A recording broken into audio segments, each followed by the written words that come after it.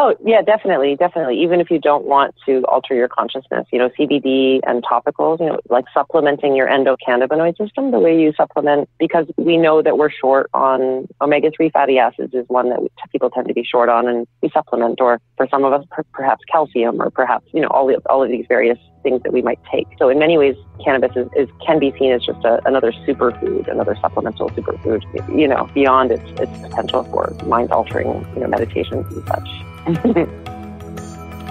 Namaste. You're listening to the Sivana Podcast. Join us on an exploration of Eastern spirituality, yoga philosophy, and conscious living for the new age.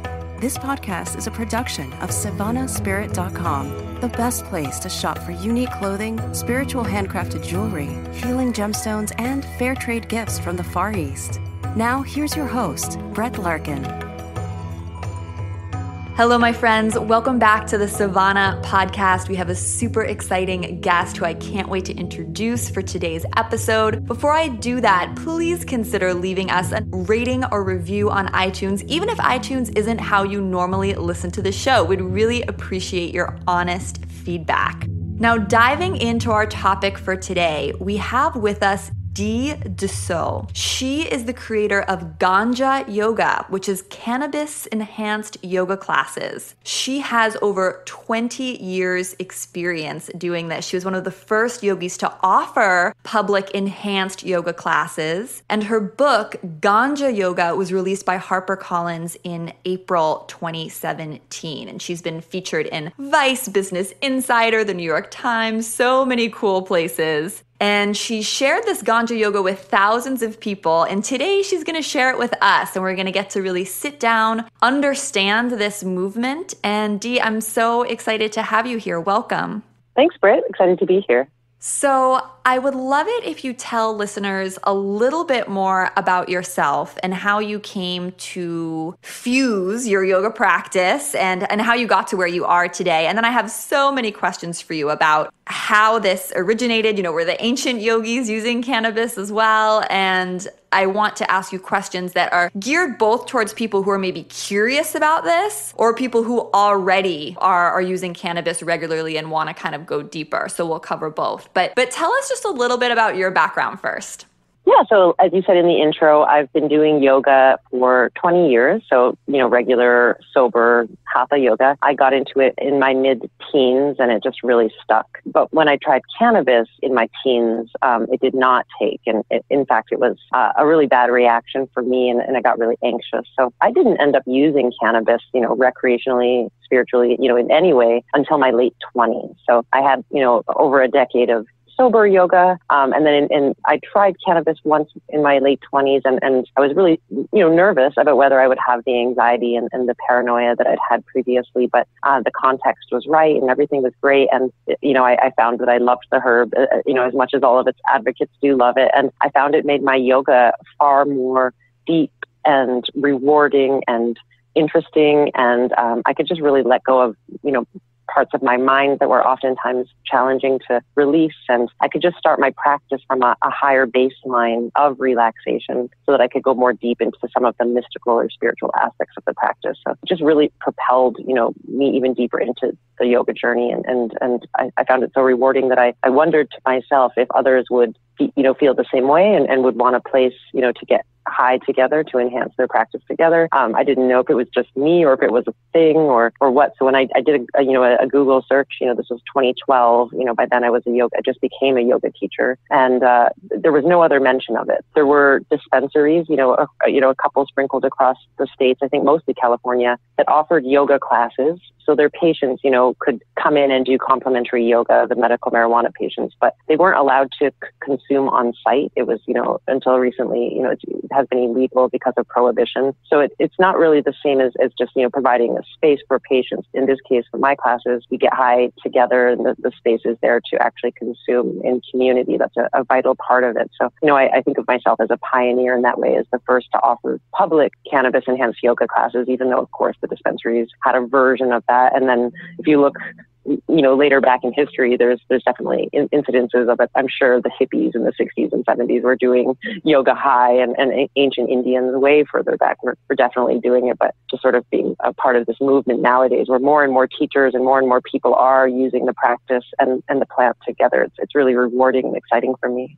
So this stemmed from your own personal experience, what you're teaching now, which I think is so cool. And I did want to, you touched right into what I wanted to ask you about next, which is that what do we know about whether it's cannabis or maybe use of other herbs or psychedelic drugs that were being used way back in the day, thousands of years ago, whether it's plant medicine or something like ayahuasca? Can you talk to us a little bit about how perhaps whether it's herbs, cannabis, or something else has always, if it has been part of the yoga tradition from your perspective, or do you not necessarily agree with that statement?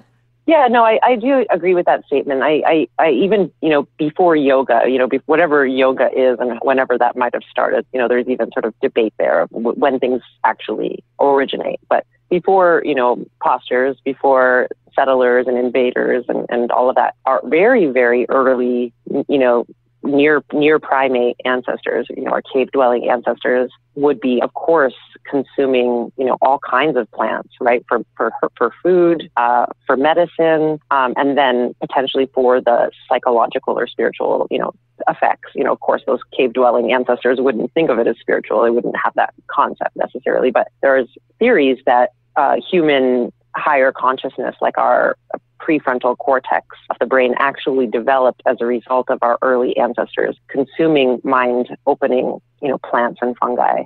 It's, of course, a theory. I think Terence McKenna and others have pushed that forward, sort of a psychedelic theory of consciousness. But then specifically with regards to, plant medicines and cannabis and the like, other primates remember where medicinal plants are in the wild. They'll travel long distances to go back and find them. And other primates eat, things that enhance or change their consciousness. They will, if given the opportunity, drink,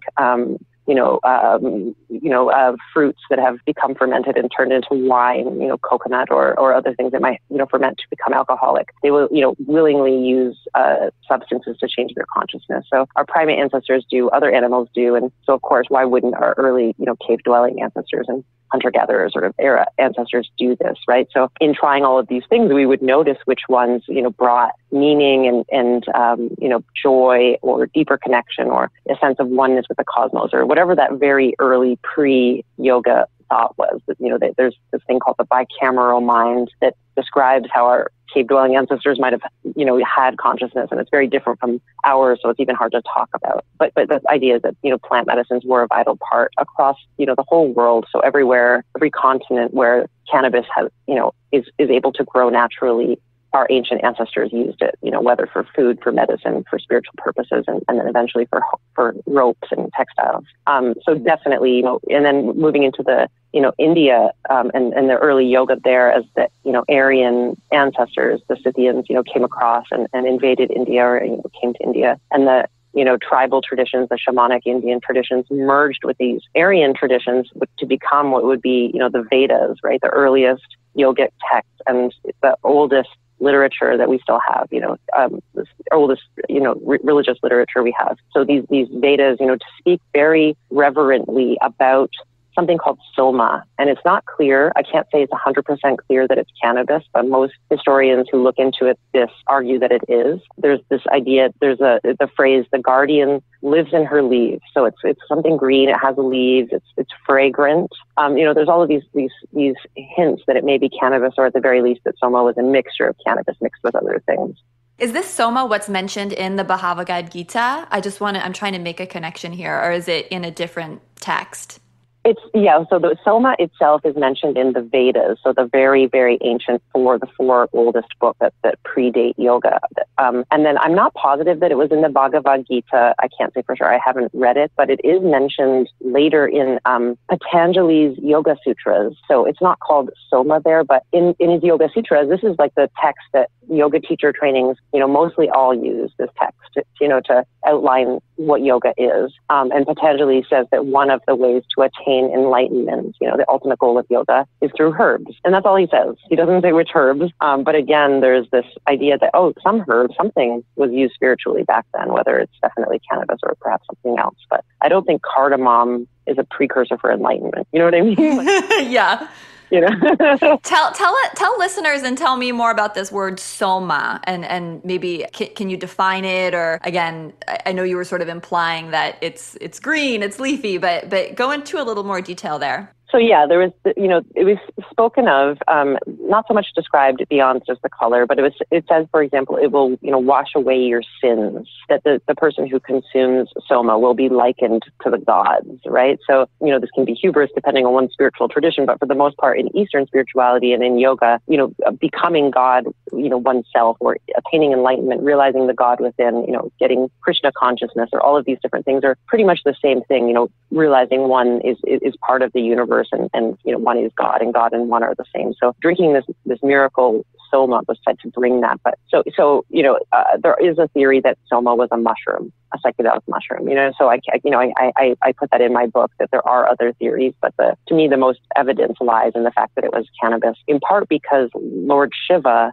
the blue dreadlock deity that represents consciousness, who sits up in Mount Kailash and meditates, he is the Lord of two things. He's the Lord of yoga. So he's the deity that, represents, or, he's the ultimate yogi up meditating, but he's also the Lord of cannabis, and there are festivals in India in present day that drink cannabis-based milkshakes to, celebrate and evoke Lord Shiva. So again, there's already this rich history of cannabis use for spiritual purposes in India. It just makes sense to me that soma would be cannabis.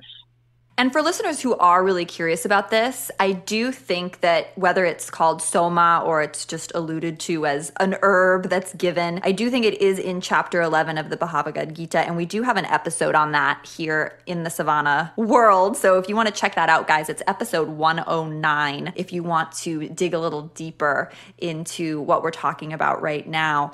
I think the next thing I want to ask you is about a word you mentioned earlier, which is this word context, the context of which you are consuming cannabis, which was so different for you when you were in your early teens as compared to later when it was clearly part of the spiritual and yogic experience. Can you talk a little bit about the difference between just getting high to get high and doing it in a yoga context, or doing it in a spiritual context, or doing it in a context that's really where you're trying to invite in transformation? And what does that look like specifically? Great questions. Yeah. So, first of all, like for someone who is new to cannabis, or who, like me, had a previous negative experience, the context is important, not just to ensure that it's a transformational or spiritual experience, but just simply to avoid the anxiety and the overwhelming potential for paranoia that too much THC can bring. So the context, or the set and the setting, is really important, making sure you're in an environment you feel safe in, comfortable, to be, if you end up acting silly, that you'll feel like you'll be accepted for laughing or for being silly or weird, or you're warm enough, just physical comfort, and you have enough water. So all of this to just really make sure you're in the right mood and you're not feeling, pressured, or all of that, just to set the inner and outer context to ensure that, first of all, your trip's just going to be, positive or neutral, instead of, the potential for what THC can bring. So there's that context, but then more specifically for a spiritual intention, coming to your cannabis consumption experience, wanting to have it be, helpful and useful, potentially beyond recreational. And just for a side, I'll say, I think recreational cannabis use is awesome and to be celebrated, because we all work so very hard, and recreating, or, having fun and socializing, it helps us to relax, and relaxing helps to decrease stress and stress hormones, and it's good for our health. So hanging out with friends, getting high and just chilling, even if there's no spiritual context, is still very healthy and to be celebrated, and if that's where people are, that's great, right? But for many of us, we want to go deeper with our cannabis use, and sometimes use it for, beyond the recreational into the spiritual. Medicinal is a whole other category, but, so going into the spiritual use, where maybe you want to, journal and, start to dialogue with some of the imagery that comes up, or go deeper into it, or meditate with it, or use it to have, tantric sort of sex with your partner, using cannabis, whatever your spiritual path is, whether yoga or meditation, journaling, sex,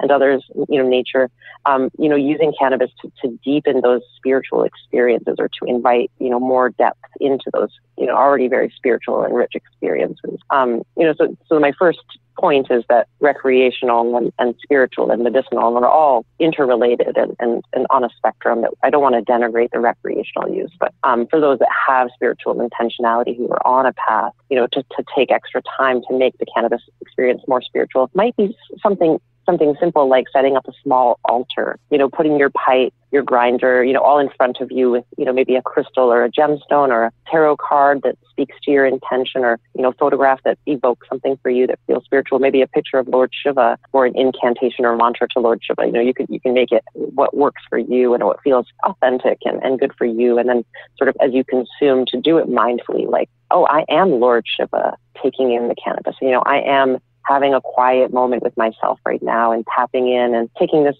smoking ritual, but taking just a little more mindfully or a little more quietly so that I can really feel the riches of it. Walk us through what this looks like in your public classes, which I know are so popular. I'm trying to create a visual in my mind, and I'm sure listeners want to do that too, especially as they're maybe curious about creating more ritual around all of this. So is there a group coming together, maybe some chanting and then some smoking and then some yoga, or do you do some yoga first? Or can you just walk us through step by step what that looks like? Yeah, for sure. So I have 2 weekly classes here in San Francisco, and then I sort of travel around LA and other places, Toronto and stuff. So for the most part, the format stays the same, although it varies slightly depending on where I'm being hosted. So I merge the spiritual, medicinal, and recreational use, meaning students come from all 3 categories, or, there's on the Venn diagram, there's overlap of each person. But, so some people are coming, honestly, they aren't into spirituality. They don't, know anything about it, or they're just not there with it. They just want to get high and stretch. So we could put those on the really far kind of recreational or pragmatic side of the spectrum. And then on the other side are people who, like me, have been doing yoga for decades and are really interested in using it to expand and lower consciousness and, all of that transformation and stuff. So we kind of have both at the same class, which is interesting. And then people newer to cannabis and people very experienced to cannabis. It's the whole range. So you can really imagine there are 25 people with diverse experience levels and expectations. So in the merging of the medicinal, spiritual, and recreational, the first half an hour or so is community consumption. So I offer, vape pens for people who don't want the combustion of smoking. And then there's also cannabis joints if you want to smoke. And sometimes there's edibles and topicals and other methods to try as well. So the first half an hour, you could say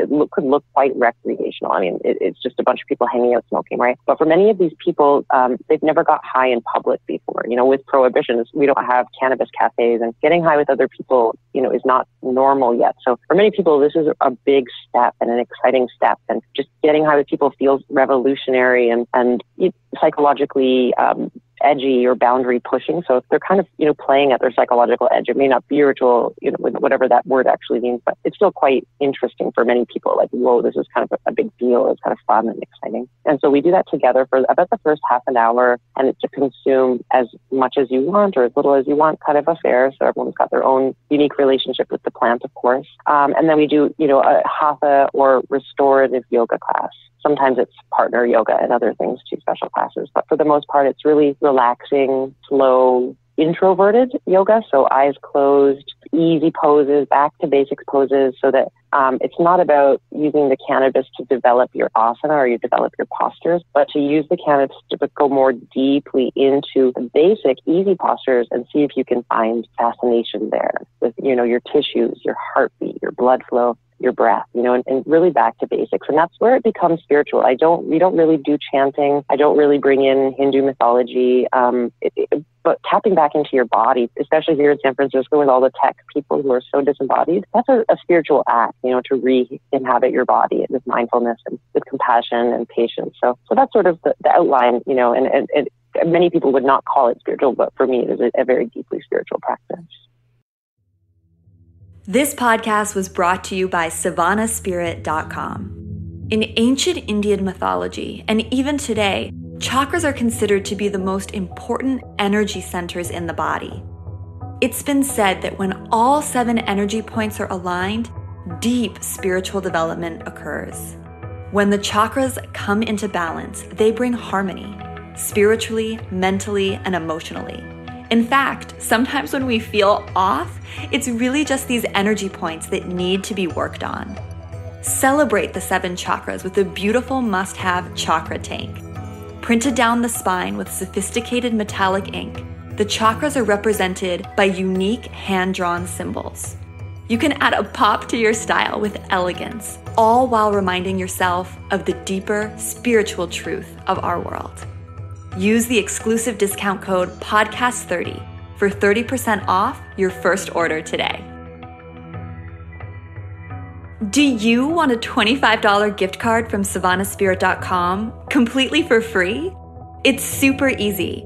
All you have to do is fill out a quick survey with 7 short questions, and then you'll be emailed your gift card to use whenever you're ready. This survey will help us better understand the most important thing in the world, you. Go to SivanaSpirit.com/podcast survey today and claim your reward. Again, that's SivanaSpirit.com/podcast survey.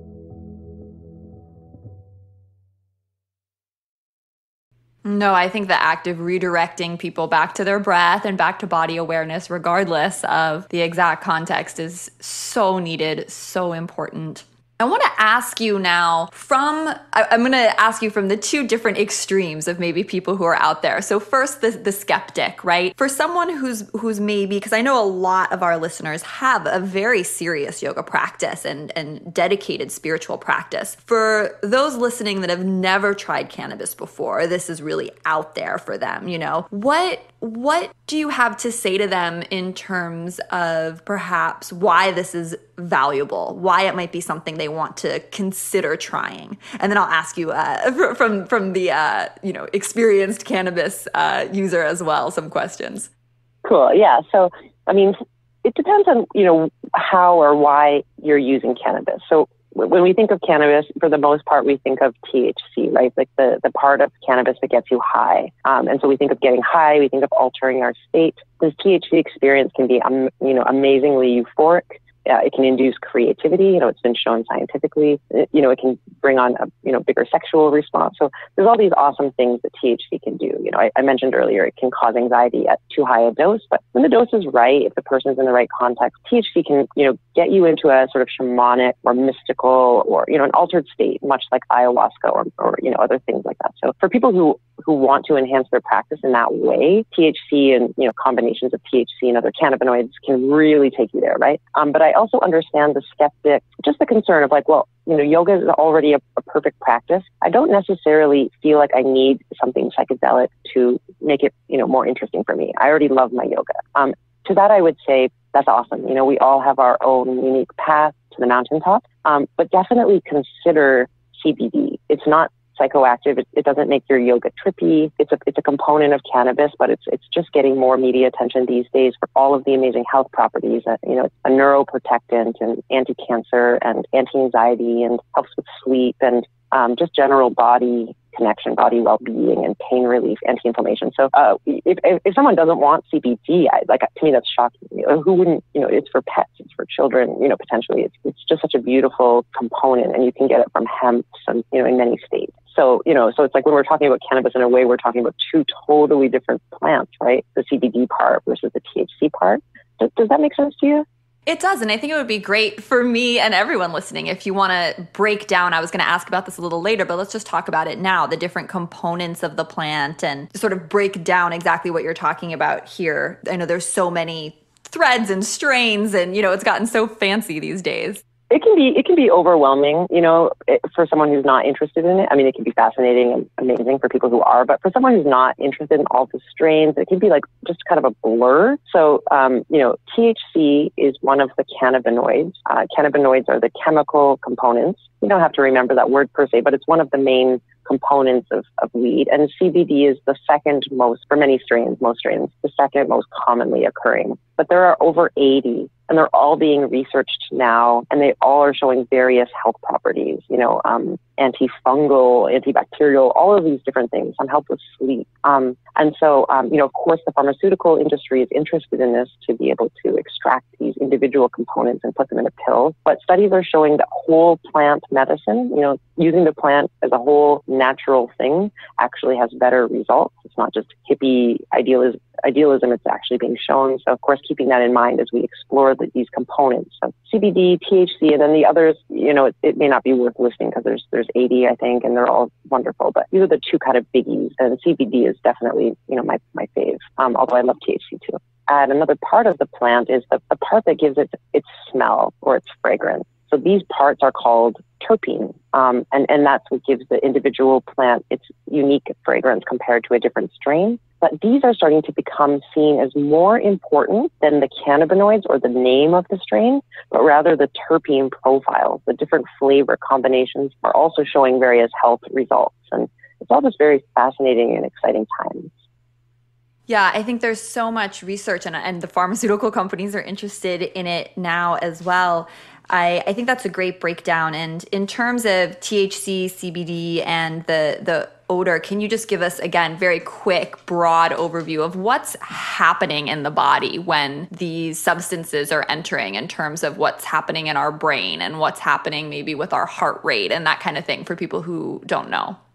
Yeah, so the reason why we know about these cannabinoids, these components called THC and CBD, the reason we even know that they exist is because we found that the body has the receptor system for them. So our body has evolved to have a receptor system that takes the cannabinoids, the compounds of cannabis, much like a lock and key. And so this is another argument to say we probably co-evolved with the plant, because the only things that fit into that lock are the key of cannabis and then the key of the natural occurring cannabinoids that we produce inside of our bodies. So we produce our own sort of THC analog and CBD analog inside of our bodies. So we can supplement with cannabis, but we also produce them, and we can enhance our own natural production by increasing our omega-3 acids, for example. So anyway, so the cannabinoid system, the endocannabinoid system rather, is throughout the whole body. So it participates in every action that our body may take, every biological action. So it's responsible for sleep, stress response, sexual response, pain, temperature regulation, you name it. So it's responsible for every system, and it touches every tissue, every organ. There are cannabinoid receptors in our brain, in our skin, all over. So it's just interesting, and now there are products where you can rub, just for example, cannabis topically, through a cream or oil, onto your skin to target the cannabinoid receptors there. It doesn't get you high because it goes transdermally, but it can affect pain and inflammation and skin irritations and stuff. So that's just sort of one of the ways that you can use cannabis without changing your consciousness, but can also improve your yoga practice by just easing some muscular pain. And I want to make sure I understand, because I think this is a really great point you're making, that you're saying we all have naturally these cannabinoid receptors, you're calling them, built into our body. So you could make potentially the argument that it's more natural to have cannabis involved in your life in some way than it is to not have it involved in your life. Oh, yeah, definitely. Even if you don't want to alter your consciousness, CBD and topicals, like supplementing your endocannabinoid system, the way you supplement, because we know that we're short on omega-3 fatty acids is one that people tend to be short on, and we supplement, or for some of us, perhaps calcium, or perhaps, all of these various things that we might take. So in many ways, cannabis can be seen as just another superfood, another supplemental superfood, beyond its potential for mind-altering, meditations and such. Wonderful. Okay, so we've talked a little bit about the skeptics and maybe those who are looking to have a deeper spiritual experience. I think consciousness expanding experience is this being a potential avenue for them to explore. What about your folks on the other end of the spectrum? So these are people who are super experienced. They're maybe already incorporating cannabis into either their yoga or meditation. What sort of tips or advice do you have for those people who are perhaps looking to go deeper? Maybe they're curious about specific kinds of cannabis, or, as you mentioned, edibles compared to topicals, compared to, all the different ways that they can ingest the plant. What have you seen work really well for students who are really into this and looking to take their cannabis usage to the next level in terms of yoga and meditation? Yeah, so I asked, pretty often what strains I recommend. And so I always find that an interesting jumping off point to the conversation of how unique each of us is in our, biochemistry. So there's so many strains out there. We're each going to respond to individual strains in very different ways from our friend, So if somebody says, oh, indicas, make you tired, that may not be true for many people. Many people might find indica strains, exciting. So just to bring it back a little bit, all cannabis strains can go, under one of three umbrellas. Sativa-based strains, indica-based strains, and then the hybrid, which is a combination of some kind. So indica-based is on one side of the spectrum, and it's said, this is just the sort of the mythology around it, is that it's said to be a couch lock experience. That, God, I'm so baked, I'm a little stupid. At its extreme, when you take a high dose, like I'm way low and, relax. At lower doses, it might just be like, whew, I'm less anxious now. This feels great. So of course dose is important, but indicas are on the side of the spectrum energetically that are more, relaxed. So those of us that have a lot of anxiety or had a really busy mental day, indicas are great to get us more into our bodies, less in our minds, So, but again, it's so unique for each person. I can't prescribe it quite this generally. And then on the other side of the spectrum, the sativa-based strains are uppy. So, at their extreme, they can be chatterboxy or giggly or silly or, potentially anxiety, like I've experienced at the higher doses. So of course, dosing again, so important. But if you're kind of feeling sluggish and you don't even really want to do yoga, a sativa-based strain might give you a little pep in your step, just to give you a little more energy or euphoria. And the sativas can be creative and help you to find variations to flows and new poses and new expressions. So both are really great. I can't say which one's better. Indica, maybe slightly more so, but again, keeping in mind each person's unique relationship with every strain is going to be just so different. What's more interesting to me, in fact, is the terpenes. So we talked about them earlier. It's the part of the cannabis that brings the smells. So I recommend if, you live in a legal state, if you have the privilege of going into a dispensary and asking to actually smell, 3, 4, 5, 6 strains, let your nose decide what you should buy, because whatever smells delicious and gives you like a full body craving or like, wow, that's delicious. It can actually make your hair stand on end. So delicious. I think for me and many other cannabis wellness advocates would say that that's your body craving what it knows it needs. So don't worry about strain names. Don't worry about indica sativa. Go with what smells like dank and delicious, if that makes sense. I love that. It reminds me of the essential oil experts I speak to who often talk about choosing essential oils intuitively and doing that exact same thing. And this is more maybe for people who are new or curious, but say they're in the shop and they're attracted to a certain scent or they're very excited about something in particular. I want you to tell us more about dosing, because you said that's so critical. And then, different ways that they can ingest and experience as well. So what's the next layer there? Yeah.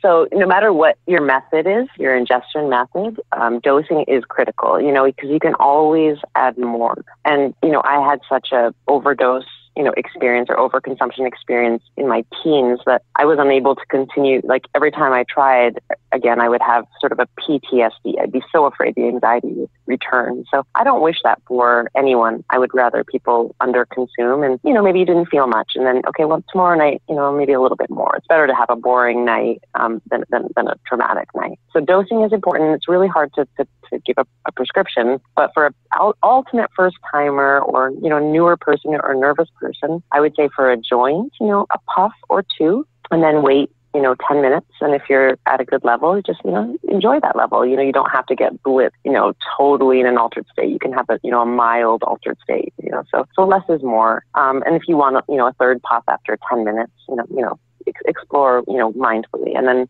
edibles can be harder to dose. If they're made with a saturated fat, for example, then they'll hit you harder. So if they have, coconut oil or butter, so for a beginner, oftentimes 5 milligrams is a good starting dose. But someone who's nervous or who had a bad experience previously might just start with 2.5. That's considered a microdose. So, we're talking THC here. So 2.5 to 5 is a good standard beginner. A lot of people do 10. So my classes, our edibles that I offer are 10 milligrams of THC, but people can cut them in half if they want just the 5. The thing with edibles is they take between 45 minutes, and up to over an hour to hit. So in a group setting like this, oftentimes you're not really feeling the edible until 20 minutes before the yoga ends, which is kind of cool. It kind of helps you into a really deep shavasana. But for at home, to just keep in mind that it can be up to an hour. So don't be impatient and eat more thinking it's not working, because that's how you overconsume. And then if you do happen to overconsume, to remember that no one has ever died from a cannabis overdose. Just to remember that it can feel very terrifying to overconsume. The heart rate can go up and the breathing, can feel labored, and scary imagery can occur. But that many of us have been there, and it definitely passes. So like with other psychedelics, the advice is to just float downstream, to try to let go of controlling it, make yourself as comfortable as you can, and just, breathe through it, and hopefully, change your dose and don't give up on cannabis if you do happen to take too much. I just realized I forgot to mention vaporizing, which is, of course, another method for people who don't want to consume the combustion that smoking, a pipe or a joint can bring. So you can vaporize, or you can use something called a dab, which is sort of a vaporizing bong. And there's portable vaporizers, all kinds of really great vaporizers. So, that could be considered a more yogic option in a way, because you're not inserting combustible, carcinogens into your lungs. So of course, cannabis is anti-carcinogen, it fights cancer. But then burning any organic matter and smoking it, may have health implications. The awesome thing is that long-term, smokers, like cannabis smokers, don't show any lung damage on, meta-analyses. So it looks like it is actually pretty safe for us. But if you want to be really safe and just stick to non-combustion, then vaporizing or edibles are the way to go.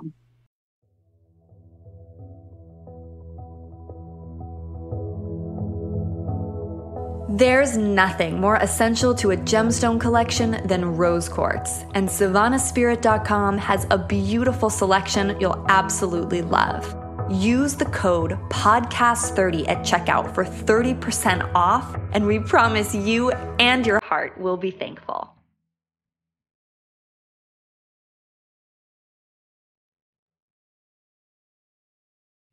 And then in terms of the type of yoga or meditation you end up then practicing, you mentioned that with the yoga, you want to keep it really simple, breathing into the body. It might not be the best moment to do, hardcore Ashtanga and then some inversions and that kind of thing. Your advice is sort of to keep it mellow. And then what about with meditation? Is just sort of a breath-based mindfulness meditation sort of where you advise people to go next? Or is it a good time or good opportunity to explore mantra or chanting or maybe some Kundalini yoga techniques if people are interested in that? What have you seen sort of be the safest first step for folks? Yeah, I tend to do, similar to the asana or postures, I tend to do pretty basic meditations too, because I do attract an all levels crowd, and it's important to me that, it'd be safe and sustainable for people. So body scans are awesome, going through each body part one at a time in sequence, and, several rounds. So you do your whole body, top to bottom or bottom to top, and then you do it a second or third or fourth round, and it starts to get really trippy with the cannabis, right? And I didn't mention this earlier, but the edible feels quite a bit more of a body high or body buzz than smoking and vaping. So edibles can be exquisite for yoga. When the dose is nice, or the dose is right, it can feel just incredible to scan your body and just be embodied and be with the body. But I also do a lot of breath, awareness, as you said, and sometimes other things too. I don't think it's unsafe necessarily to do, as you said, Kundalini practices or mantra or pranayama or other yoga practices. Of course, there is the potential that the psychedelic can awaken extra Shakti or extra energy that, if the person's psyche or body is not prepared for, that they may have let's call it a trip. They may have a crazy trip or a crazy experience that they weren't prepared for. Cannabis can be gentle and mild, and, people of all ages can use it, especially the CBD products. But you take a lot of THC, it's quite similar to ayahuasca, or other psychedelics. So, just to be prepared for that, if you're going to be doing a higher level in a sort of psychedelic amount, and then also psychedelic type yoga, the really mystical Kundalini energy awakening stuff, just be prepared that's what you're doing. You're choosing that, and you're doing it with wisdom and mindfulness. All right. Well, obviously, I don't want to let you go without hearing whether it's some anecdotes, whether from your own personal practice, if you're willing to share with us, or maybe some stories from anonymous students or things you've just seen in the community, as I know you're a leader in this space. What are some of the benefits or awakenings or clarity or body awareness or deeper connection with self or intuition, what do you see people, the results, like what they're experiencing? Or maybe if you have a powerful story or a particularly transformational trip or vision that you want to share with us, I know people would really love to hear about that. Yeah, I mean, it's really varied. From the medical perspective, of course, people, even just being able to get on the floor, using cannabis and be like, wow, cannabis helped me so much. I can get onto my yoga mat. Like, to me, that's transformational, just that the cannabis brought them back to their mat or got them able to move and able to, enjoy their bodies for the hour. But then with regards to the less pragmatic and sort of maybe more spiritual or transformational experiences, I'll speak to my own, because I did have, sober yoga from, regular yoga from age 15 to 27, so I really got to experience, what that was like. And I loved it, but then when I brought cannabis into my practice, for me, I found some of the esoteric anatomy, like some of the, things like chakras that I'm a rational person. I try to balance reason with the intuitive and the spiritual. And, I hadn't really experienced my own chakras before, perhaps once or twice in a really deep meditation, but I didn't know if I believed in them per se. I wasn't sure, exactly how I felt about them, or, I could meditate on them and, kind of see if maybe there was some buzzing, but I just couldn't sink into it in a big way, because I had that kind of skeptical mind, which I think is an important tool. But with the cannabis, it does quiet some of that overly analytical part of the processing part of the brain, just quiets it down, not permanently, but just for a time. And then, so early on in my cannabis journey, I smoked some and did some of my meditations on my chakras and felt like what I would describe as like an orgasm from my heart and my throat, not sexual, but of filling up and wonderful explosion feeling. And I didn't have to ask if they existed. The question seemed silly then. The intellectual answer just didn't seem relevant. My subjective experience was that I was orgasming from them, So for me, that was just transformative. Like, wow, this can really be a helpful tool. And later on, when I'm sober again, I can integrate, back my intellectual mind. I'm not letting it go, but I'm having these wonderful experiences that I may not have been receptive to otherwise. I'm curious if you think that perhaps this resurgence or this newfound interest in cannabis is really timely, because, as you said, we live in a time period now where we spend majority of our life in that analytical mind that you called it. I think perhaps one could take the perspective that this is really needed and maybe more needed than ever, because we don't live so much of maybe a balanced life like we did even 100 or 200 years ago, where we were also outdoors a lot, or also had, a lot of leisure time to sort of process or sit by a river or that kind of thing. Do you think that's true?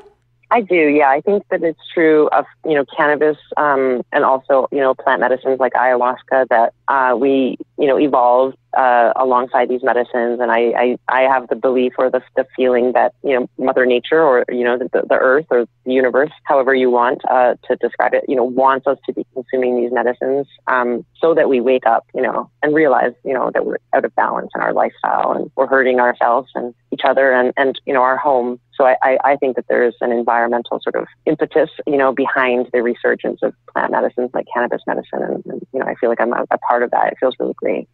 And last question, just because this has come up a couple times, I want to make sure we address it. We've talked about, and you've mentioned, ayahuasca. And just for listeners who don't know what that is, I would love for you to tell them what it is and how it's different from cannabis, just in terms of the properties and the effects. And with the idea of someone who has maybe been interested in trying one or the other, sort of how they're different. My impression is that the cannabis would be much gentler, but you tell us.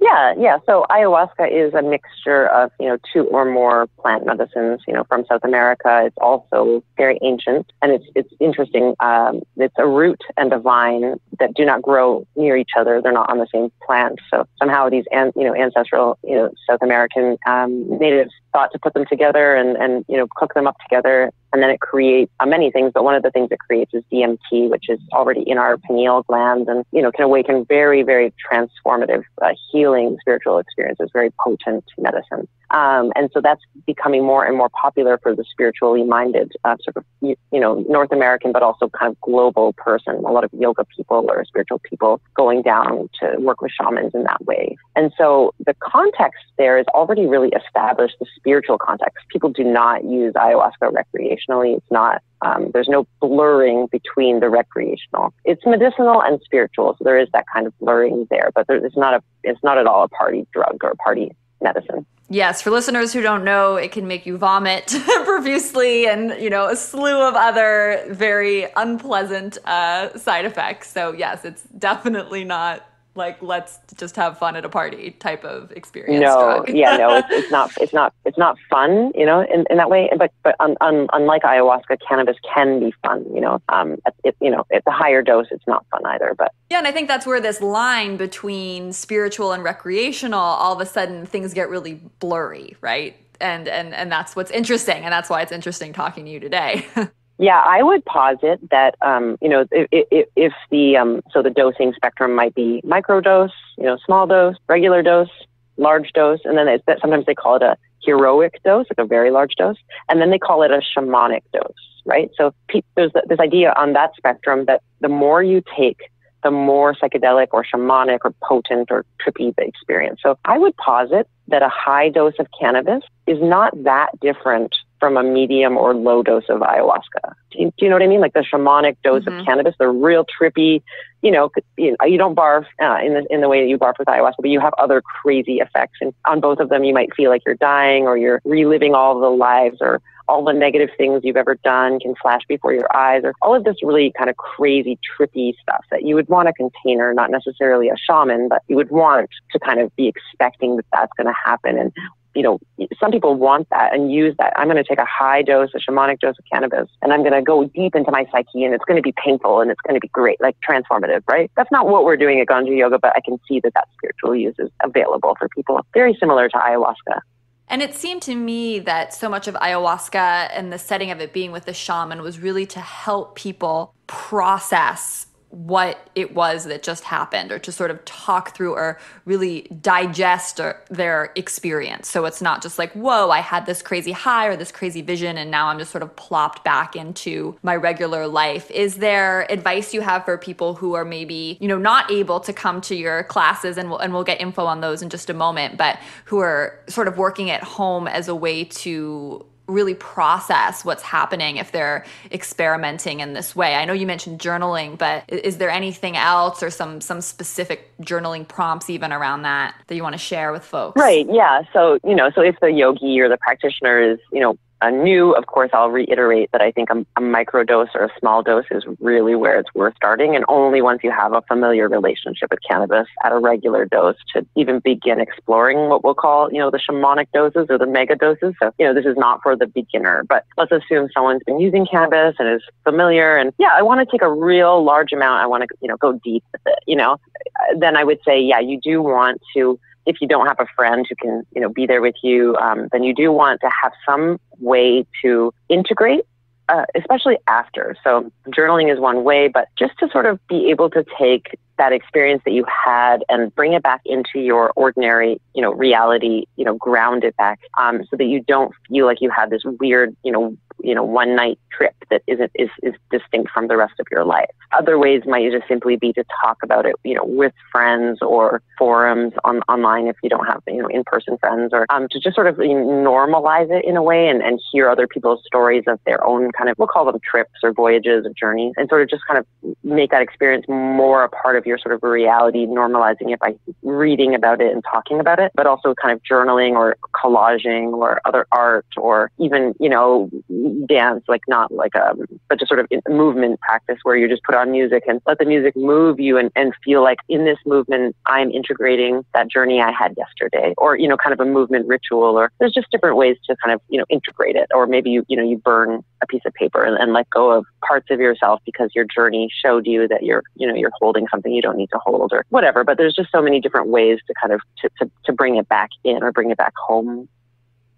I think those are great tips. And I think even if you're not using cannabis, you can sometimes have these very amazing meditative experiences, or it seems like enlightened experiences. And then, it really becomes about like, how do I bring this back into my daily life in a way that's actionable? And I think I love what you say about really integrating even through a movement practice, just, dancing, or it reminds me of an episode I did, I think it's 2 or 3 episodes ago, listeners, if you want to check it out, with Shiva Ray, who really talked about yoga and dance and just how much power there is there for us to explore. Dee, I want to thank you so much. I feel like I could talk to you for hours, and I think we might even have to just like have you come back onto the show, because I know you do a lot of work with tantra and sexuality, also with cannabis interweaved, and a lot more that we could dig deeper with you on. So I think maybe we should have you back. But for now, can you tell listeners the best way that they can get connected with you, your book, your workshops? What's the best way for them to find you if they're really resonating with everything we've talked about today? Yeah, so the website is the Ganja Yoga, or the Ganja Yoga, and then I'm also Ganja Yoga on Instagram. So those are probably the 2 best ways. I also have my name, deedussault.com, for more of the tantra and sexuality coaching stuff that we didn't get into today, but hopefully another time.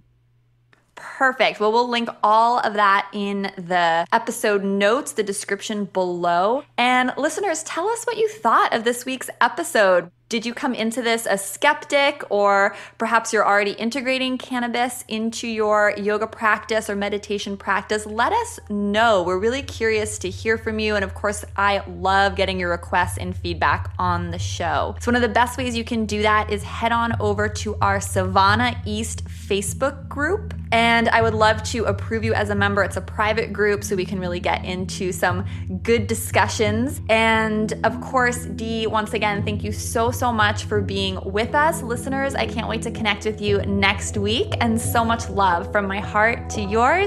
Namaste. You've been listening to the Sivana Podcast. To find out more about Sivana, go to savanaspirit.com or follow Sivana on Facebook at facebook.com/SivanaSpirit. For daily inspiration, check out our blog at savanaeast.com. Be sure to join us next week for a new episode, and thank you for listening to the Sivana Podcast.